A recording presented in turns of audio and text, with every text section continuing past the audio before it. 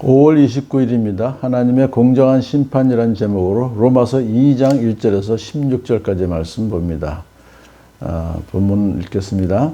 그러므로 남을 심판하는 사람이여 그대가 누구이든지 죄가 없다고 변명할 수 없습니다. 그대는 남을 심판하는 일로 결국 자기를 정죄하는 셈입니다. 남을 심판하는 그대도 똑같은 일을 하고 있기 때문입니다. 하나님의 심판이 이런 일을 하는 사람에게 공정하게 내린다는 것을 우리는 압니다. 이런 일을 하는 사람들을 심판하면서 스스로 그런 일을 하는 사람이요. 그대는 하나님의 심판을 피할 수 있을 줄로 생각하십니까? 아니면 하나님께서 인자하심을 베푸셔서 그대를 인도하여 회개하게 하신다는 것을 알지 못하고 오히려 하나님의 풍성하신 인자하심과 너그러우심과 오래 참으심을 업신여기는 것입니까? 그대는 완고하여 회개할 마음이 없으니 하나님의 공정한 심판이 나타날 진노의 날에 자기가 받을 진노를 스스로 쌓아 올리고 있는 것입니다. 하나님께서는 각 사람에게 그가 한 대로 갚아주실 것입니다. 참으면서 선한 일을 하여 영광과 존귀와 불멸의 것을 구하는 사람에게는 영원한 생명을 주시고 이기심에 사로잡혀서 진리를 거스리고 불의를 따르는 사람에게는 진노와 분노를 쏟으실 것입니다. 악한 일을 하는 사람 모든 사람에게는 먼저 유대인 사람을 비롯하여 그리스 사람에게 이르기까지 환난과 고통을 주실 것이요 선한 일을 하는 모든 사람에게는 먼저 유대 사람을 비롯하여 그리스 사람에게 이르기까지 영광과 존귀와 평강을 내리실 것입니다. 하나님께서는 사람을 차별함이 없이 대하시기 때문입니다. 율법을 모르고 범죄한 사람은 율법과 상관없이 망할 것이요 율법을 알고 범죄한 사람은 율법을 따라 심판을 받을 것입니다. 하나님 앞에서는 율법을 듣는 사람이 의로운 사람이 아닙니다. 오직 율법을 실천하는 사람이라야 의롭게 될 것이기 때문입니다. 율법을 가지지 않은 이방 사람이 사람의 본성을 따라 율법이 명하는 바를 행하면 그들은 율법을 가지고 있지 않아도 자기 자신이 자기에게 율법입니다. 그런 사람은 율법이 요구하는 일이 자기의 마음에 적혀 있음을 드러내 보입니다. 그들의 양심도 이 사실을 증언합니다. 그들의 생각들이 서로 고발하기도 하고 변호하기도 합니다. 이런 일은 내가 전하는 복음대로 하나님께서 그리스도를 내세우셔서 사람들이 감추고 있는 비밀들을 심판하실 그날에 드러날 것입니다. 아멘. 이 로마서가 1장부터 이미 시작되는데요. 그렇게 이것은 사도 바울이 고린도에서 AD 57년경에 로마에 있는 교회로 보낸 편지입니다. 먼저 자기는 하나님께서 자신을 복음을 위해서 자기는 부름받은 사도입니다. 라고 소개한 후에 로마 교회의 그 성도들의 믿음이 온 세상에 퍼지고 있다는 사실에 대해서 감사를 하고요.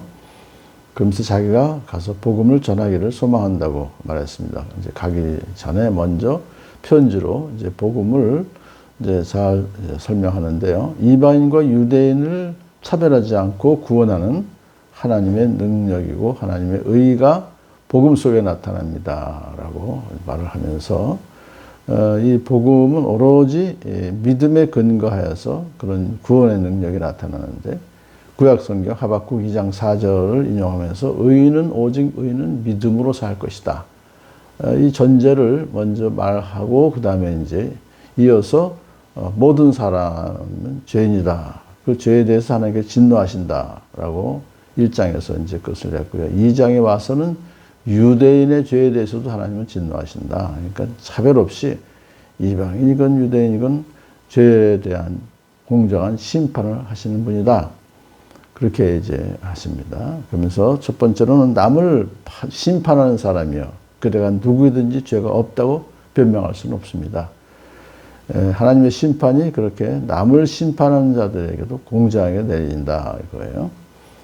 왜냐하면 남을 심판하는 사람은 자신도 같은 일을 하기 때문에 하나님 심판을 피할 수가 없다. 그런 사람은 자기가 옳다고 주장하기 때문에 회개하지 않는 그런 상태에 있기 때문에 하나님의 심판을 피할 길이 없다. 그렇게 말씀하시고요. 하나님은 각 사람에게 그가 한 대로 갚아주실 것이다 라고 또 선언하면서 이제 두 가지 유형의 사람을 얘기합니다. 첫 번째로는 참으면서 선한 일을 하여 영광과 존귀와 불멸의 것을 구하는 사람에게는 영원한 생명을 주신다. 여기서 이제 선한 일을 한다는 여기에 강점을 두게 되면은 앞에서 바울이 말했던 의인은 믿음으로 살 것이다. 믿음으로 영원한 생명을 얻는다는 그 말과 대치가 된다. 그래서 그것을 번복한 것이냐라고 생각하지만 그렇지 않습니다. 여기서 바울이 선한 일을 행하여 구원받을 수 있다라고 주장한 것이 아니라 어디까지나 하나님과의 관계를 맺지 않는 상태에서 아무리 선행을 행한다 할지라도 그 선행은 구원과 관계가 없는 것이고, 또한 예수님 믿고 구원을 받았다 할지라도 그 믿음에 따른 선한 행위가 따라오지 않는다면 그에 대한 상급은 없다, 그런 뜻입니다. 이제 그래서 이제 선한 일을 한 사람에 대한 그 이야기가 있은 후에 여기서 영광과 존귀와 불멸의 것을 구하는 사람이기 때문에 믿음으로 구하는 것을 말하고요.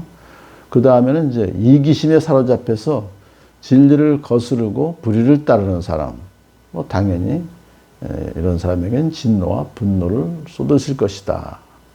그런데 이것은 이러한 그 하나님의 공정한 심판이라고 하는 것은 유대인이건 그리스 사람이건 모든 사람에게 그렇게 진노와 분노를 쏟으실 것인데 그들에게는 환난과 고통을 줄 것이고, 반면에 선한 행위를 믿음으로 선한 행위를 하는 사람에게는 영광과 존귀와 평강을 내리실 것이다. 그렇게 그러면서 사람을 차별함이 없이 대하시기 때문이다. 그래요. 그러니까 여기서는 주제가 뭐냐면 유대인에게 특별한 어떤 그런 하나님의 특혜를 주시지 않고 유대인이건 이방인이건 차별함이 없이 대하신다. 그러니까 지금도 이것은 그 당시 유대인, 이방인, 지금은 인간의 혈통이나 외모나 어떤 민족이나 또 지혜가 부와 권력이 많다든가 적다든가 등을 보지 않으시고 하나님은 차별 없이 다 대하신다. 이제 그 다음에 이제 이어서 나오는 것은 율법에 대한 얘기입니다. 유대인은 율법을 소유했지만 그것이 그들의 구원을 보장해 주진 못해요. 율법을 소유할 것이 중요한 것이 아니라 율법에 순종할 때 의롭다고 인정받을 수 있기 때문에 이제 요 다음 내일 나오는 본문에서는 유대인들이 율법을 도저히 순종하지 않는다는 것을 지적하는데요. 자, 오늘 주제는 뭐냐면 율법이 있는 유대인은 율법에 의해서 판단을 받을 것이지만 그럼 율법이 없는 이방인은 어떻게 되느냐? 그 사람들도 자기 마음에 있는 양심을 따라 판단을 받게 된다. 왜냐하면 율법이 없는데도 어떻게 하나님께서 심판하십니까? 불합리하지 않습니까? 그렇지 않습니다. 왜냐하면 이방인들도 하나님의 형상들을 지음받았고 하나님께서 그들의 마음속에 옳고 그름을 판단할 수 있는 양심을 주셨기 때문이다. 양심은 율법처럼 인간의 마음속에서 그 행동을 살피고 정죄하며 또 반대로 율법과 일치된 행동을 하면 인정해주는 그런 기능이 있다는 거예요. 그래서 이방인들도 양심의 법칙을 따라 율법이 요구하는 것을 부분적으로 행할 수가 있는 것이다. 이방인을 무시하는 그 유대인들에 대해서 지금 선포하는 것이죠. 그래서 결론이 오늘 본문의 결론 16절에 하나님은 유대인이든 이방인이든 그들의 은밀한 것을 심판하실 것이다. 그러니까 이것은 이제 은밀하다라고 하는 것은 뭐냐면 사람들이 감추고 있는 비밀들이다. 그렇게 이제 했죠. 이것은 결국은 속에 있는 마음 속에 있는 믿음이 여기서 이제 은밀한 것입니다. 믿음이 있고 없고 이것이 그 심판의 기준이 된다. 그러니까 겉으로 나타나는 행위가 아니라 사람의 중심을 보시기 때문에 그 믿음에 근거한 선한 행위냐 그렇지 않느냐를 판단의 기준으로 삼으신다. 오늘 본문을 통해서 우리는 하나님은 차별하지 않으시고 대하신다는 것과 그리고 우리의 속 있는 믿음을 보신다는 그것을 다시 한번 깨닫게 되면서 유대인들이라고 해서 특별히 나은 것이 없고 모든 사람은 다 똑같다는 것은 오늘날도 어떤 그런 참 차별을 하지 않으신 하나님, 혈통이나 외모나 어떤 민족이나 지혜와 부와 권력이 많건 적건 상관없이 하나님께서는 그 속에 우리 속에는 믿음을 근거해서 판단하시는 것을 감사하는 저와 여러분 되길 축복합니다.